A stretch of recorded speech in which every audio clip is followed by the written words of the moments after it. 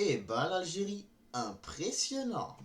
Salut à tous, aujourd'hui on se retrouve pour faire le débrief de cette rencontre entre l'Algérie et le Liberia, victoire 5 buts à 1 de l'Algérie à domicile comment s'appelle la ville, Tizi Ouzou, ouais exactement, je voulais me rappeler un petit peu mais c'était un superbe match de nos frères algériens, bravo à vous, vous avez fait une très belle rencontre, vous étiez mené 1-0, vous êtes vite revenu à 5 buts à 1, vous vous êtes vite réveillé genre, parce que le Liberia ont quand même essayé beaucoup mais c'est quand même une équipe un peu faible, hein. Faut être un peu honnête un peu. Mais avant de parler de ce match, n'hésitez pas à vous abonner, liker, commenter et ça va faire toujours un très grand plaisir de vous avoir dans mes vidéos. Alors pour dire que ce match en fait c'était un match qui consistait surtout les qualifications à la CAN 2025. Donc voilà, c'était la dernière journée pour eux.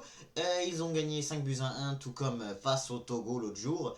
Et bien sûr au match aller ils l'avaient remporté 3 buts à 0. Donc là maintenant en fait dans ces qualifications à la CAN 2025, l'Algérie a eu 5 sur 6, voilà, 5 victoires sur 6 matchs. Parce que voilà, ils ont eu le match nul jeudi dernier contre la Guinée équatoriale. Mais l'équipe d'Algérie ont fini par se réveiller un peu plus parce que quand même la Guinée équatoriale n'est pas une équipe simple. Mais on comprend que voilà, c'était pas mal dur pour l'équipe d'Algérie parce que la Guinée équatoriale quand même elle est bonne, comme je vous l'ai dit. Mais l'Algérie, voilà, elle a réussi à finir premier de son groupe avec un nul et que 10 victoires. Et beaucoup de gens qui se disent que est-ce que l'équipe d'Algérie pourra enfin peut-être faire une bonne CAN après 2 CAN d'affilée qui ont été ratées. Ça on ne sait pas, hein, parce que là la CAN va être chez nous. Donc vu qu'elle est chez nous, c'est à peu près le même climat qu'en Algérie, c'est à peu près le même climat, c'est à peu près les...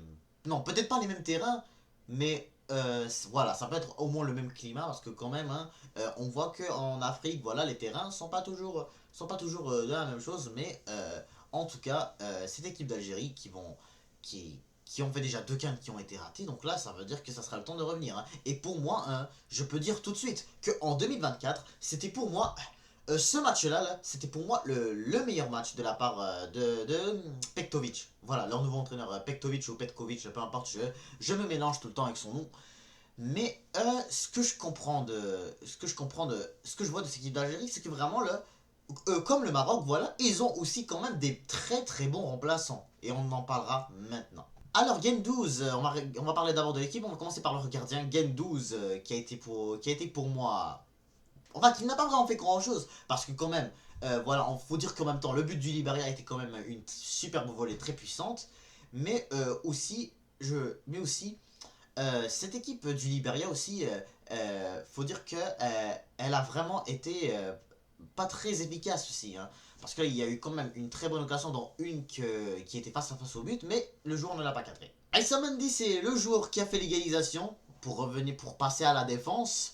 Et Aïssa Mendy, en fait, a reçu une passe décisive de la part de Amin Gouiri. C'est un ballon ramené de la part de Riyad Mahrez qui a fait le coup franc, si je ne me trompe pas. Et Aïssa Mendy, sinon, il a fait aussi un très bon match et il essaye de quand même faire attention aux contre-attaques du Liberia parce que faut dire que aussi des joueurs comme lui et Ben Sebaini, lui aussi, ces deux-là vraiment, j'ai trouvé que ils ont pas beaucoup laissé de chance au Liberia. Honnêtement, j'ai pas beaucoup vu l'équipe d'Algérie aussi concentrée comme ça, mais en même temps, on comprend que c'est pas non plus c'est pas non plus des gros adversaires, tout comme nous le Maroc, hein. Nous aussi le Maroc on n'a pas vraiment eu des gros adversaires, à part quand même le Gabon, tout comme eux aussi avec la Guinée équatoriale qui sont quand même pas des nations faciles, hein. Mais écoute, en Afrique il y a rien de facile, faut dire que en Afrique il y a rien de facile, on le sait tous, mais franchement j'ai bien aimé leur façon de défendre beaucoup. Tougaï, enfin j'ai pas entendu beaucoup parler de Tougaï, c'est pas un joueur que je connais beaucoup parce que j'ai pas beaucoup suivi beaucoup l'Algérie, mais franchement, mais j'ai beaucoup été intéressé par leur match en même temps, surtout avec leurs dernières deux cannes ratées, que vraiment j'essaye de beaucoup essayer de analyser cette équipe de Petkovic. Fares Shaibi, j'ai beaucoup aimé son match aussi. Lui avec Hadjam, parce que pour de vrai, ces deux-là aussi sortaient beaucoup bien les ballons. Et surtout que ça crée beaucoup de contre-attaques, hein. Parce que pour de vrai, le milieu, quand tu regardes juste que voilà, Youssef Attal il est monté à côté de Ken Doussi. Et en tout cas, quand je vois juste vraiment ce milieu, je vois que ça va beaucoup mieux. Et quand je vois en tout cas que il y a des joueurs comme Hadjam qui essaye de beaucoup qui essaie de beaucoup dribbler, mais au moins lui il driblait bien, il driblait super bien. il avait beaucoup le ballon, il la perdait pas beaucoup. Contrairement à Ken Doussi, parce que pour vrai, Ken Doussi, je l'ai pas vraiment vu beaucoup lui aussi. Mais en tout cas, c'est pas vraiment des joueurs que je connais, hein, donc ça se pourrait que je peux me tromper, hein, et n'hésitez pas d'abord à me le dire aussi. Mais il y a aussi un joueur qui s'appelle Abdelli qui est rentré et qui a fait la passe décisive comment ça s'appelle, à Awar, oui, non pas Awar. Et pour de vrai, entre Awar et Amoura, je me mélange souvent parce qu'ils souvent ils ont presque les mêmes sons dans leurs mots, mais en tout cas, Amoura. Donc ouais, bien sûr, Amoura, j'ai beaucoup aimé son match, il a fait une passe décisive et un but. Et puis j'ai bien aimé aussi, comme j'ai dit, Abdelli qui a fait la passe décisive à Amoura. Parce que pour de vrai, j'aime beaucoup vraiment. J'ai beaucoup aimé son entrée, tout comme lui, tout comme Benzia aussi. Et il y a aussi un joueur que j'ai bien aimé, c'est Bagdad Bounedjah, qui est rentré. Non, pas qui est rentré. Il a marqué un but comme presque tous les matchs. J'ai beaucoup. Bounedjah commence à s'améliorer en tout cas avec les buts. Et si, tant qu'on voit pas qu'il y a. Tant qu'on regarde qu'il y a des journées qui ça vraiment mal, que ça n'était pas beaucoup bien allé pour lui, mais à quelques reprises, ça arrive, il revient en force, en forme. Il y a des journées que Bounedjah des fois, là, il est là dans le match et qu'il puisse marquer, mais à quelques fois aussi, il y a des journées que parfois il floppe. Mais le but de Bounedjah, en tout cas, c'était sur une frappe qui a tapé sur la barre et ensuite c'est revenu sur lui et c'est rentré en touchant un peu le défenseur du Liberia. Mais et puis Riyad Mahrez lui a marqué son premier but avec l'équipe d'Algérie depuis déjà très longtemps là. En tout cas, c'était son premier but de l'année en 2024 avec l'équipe d'Algérie. Enfin, il attend jusqu'au dernier match de l'année. Mais en tout cas, ça montre que Riyad Mahrez commence à reprendre de la confiance un peu. Après déjà 2 fois successifs qui n'a pas été convoqué par Vladimir Petkovic. Et bah voilà, il a fini par faire son retour après parfois des matchs difficiles, mais il y a des journées que parfois il revenait en force pour, euh, pour reporter le maillot des Fennecs. Sans bien sûr parler de du joueur qui s'appelle Amin Gouiri, qui était pour moi un très bon joueur. Il devient de plus en plus un très bon joueur pour cette équipe d'Algérie, qui marque souvent des buts récemment, hein, en équipe nationale. Et il a mis, en tout cas dans ses éliminatoires à la CAN, je pense que c'est lui qui a mis le plus de buts, hein. Quand je regarde juste les derniers matchs, il avait marqué contre la Guinée équatoriale, bien sûr, je parle au mois de septembre, il avait marqué contre le Liberia au mois de septembre aussi. Et il en a marqué des buts en tout cas là, contre le Togo. C'était en tout cas le match. Le Togo en tout cas c'était le match le plus difficile pour cette équipe d'Algérie, hein, juste pour préciser. Hein, parce que là la plupart des. Et bien sûr la Guinée équatoriale, ces deux-là c'était vraiment des matchs compliqués parce qu'en plus c'était à l'extérieur. Hein. Le Liberia c'est vraiment pas une nation qui joue bien le football. Et bien sûr il avait marqué contre le Togo au match aller là. Donc vraiment, là, faut dire que l'Algérie a gagné beaucoup de fois sur des gros scores. Hein. Mais en tout cas, bravo à cette équipe d'Algérie. Franchement, vous avez fait un superbe match. Et je vous souhaite vraiment une très bonne CAN. J'espère vraiment qu'ils vont pouvoir revenir en force et puis pouvoir juste vraiment faire une très belle CAN et pas encore une fois sortir en phase de poule. Franchement, je le souhaite très bien là, parce que juste parce que ça fait déjà 2 fois d'affilée que je le vois. Donc vraiment, ça se voit que c'est un peu triste ce qui leur arrive.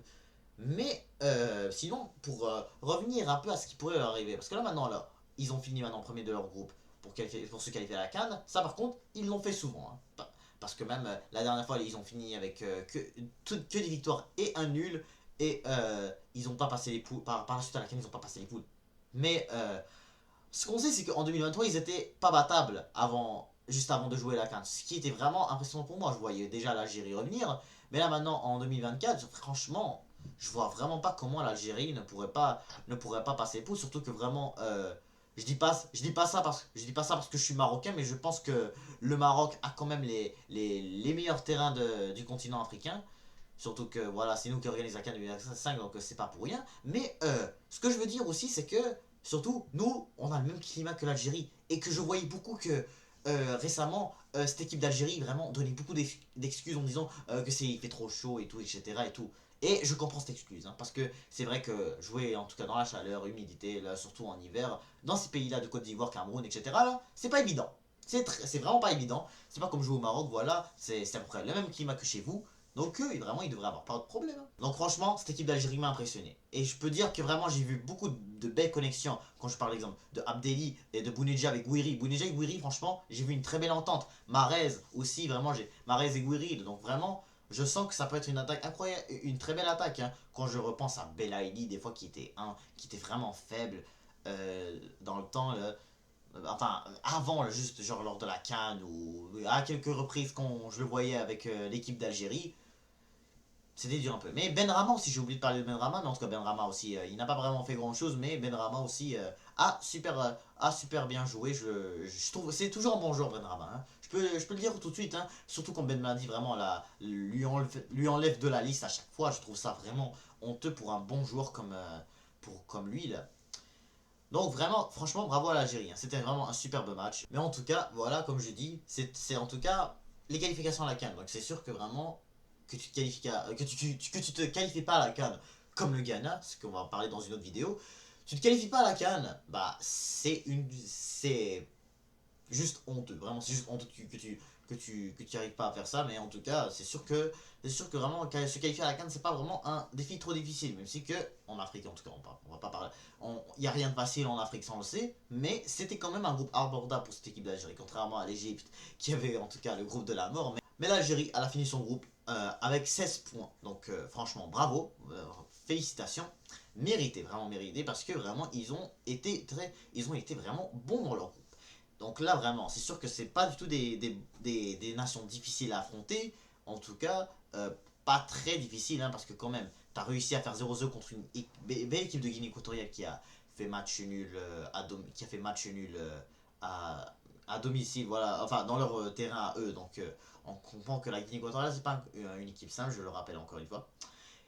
Et ce qu'il faut signaler aussi, c'est que rendu à la CAN 2025, en tout cas, pour se préparer à la CAN 2025, parce que là il va rester encore des matchs pour se qualifier à la Coupe du Monde et tout, ça va être vraiment difficile, hein, parce que quand même c'est des matchs beaucoup plus compliqués, des matchs où est-ce qu'il va falloir être beaucoup plus sérieux, et aussi ça va être aussi des matchs où est-ce que quand la CAN 2025 va se rapprocher, que va vraiment falloir que il se prépare plus, hein.